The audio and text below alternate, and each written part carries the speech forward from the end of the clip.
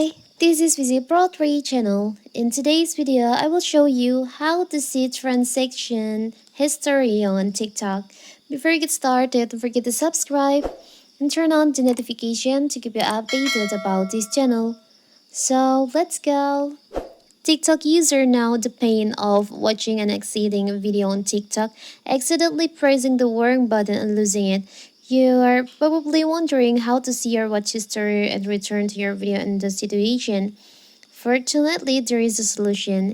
On my previous video, I've shown you how to watch your recently your watch history on your TikTok. But what if you want to see the per case history, transaction history on your TikTok? It's so simple. So first, of course, we have to open our TikTok. Now you can go to your shop. There is like option shop on your TikTok. You can just tap on that. From here, you can just see on the top of your screen there is an option order. You can just tap on that.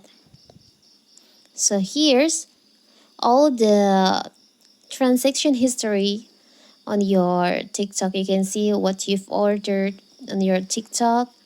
Here all, if you want to see the unpaid order, you can choose to unpaid, to ship, returns. But for all the history transaction, you can check on it here. So simple, right? So that is how to see transaction history on TikTok.